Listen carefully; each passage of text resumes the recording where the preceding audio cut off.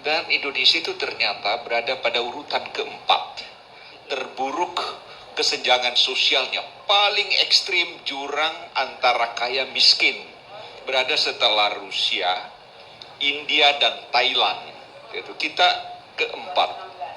Ada 4 orang Indonesia, ya tentu namanya sudah tahu, gitu. Itu ternyata kekayaannya setara atau hampir sama dengan hampir setengah penduduk Indonesia yang sudah 270 juta jiwa. 4 orang ini dapat dibayangkan, gitu kan.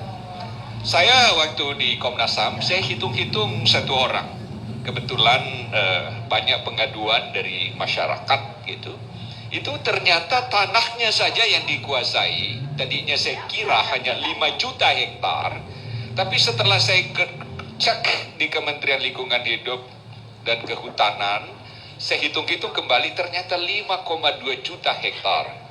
1 orang ini tanahnya itu 74 kali lebih luas dibanding seluruh wilayah Jakarta. This belong to one single business company. Ada lagi dimuat di Kompas tanggal 4 Sinarmas, gitu ya, namanya Eka Cipta, gitu kan.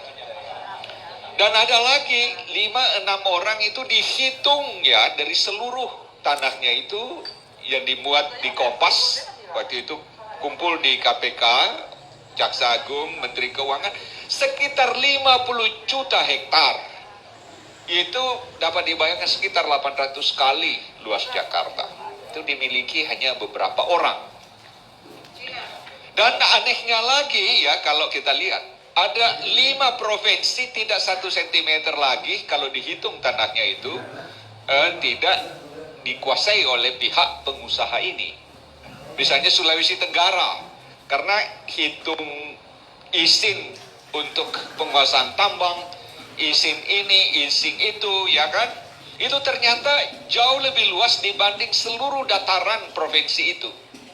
Itu juga sama dengan Kalimantan Timur, sama dengan Kalimantan Utara, sama dengan ini. Itu sebenarnya sudah tidak ada lagi otoritas penduduk setempat, karena izin itu sudah diberikan ke pengusaha-pengusaha di dalam dan di luar negeri.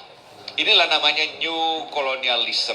Indonesia sangat rawan. Dan itu diabadikan data itu oleh juga Bank Dunia dalam publikasinya Indonesia Rising Divide. Indonesia semakin hari semakin pecah.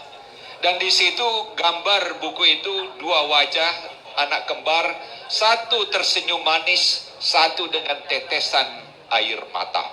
Jadi ada kelompok yang menikmati surganya negara ini, dan ada kelompok yang berada penderitaan yang maha pedih. Hidup di negara ini sedikit-sedikit bersuara disebut lagi radikal, bisa saja dicap lagi ini fundamentalis, segala macam. Tapi karena untuk melindungi mereka-mereka yang menikmati kue itu.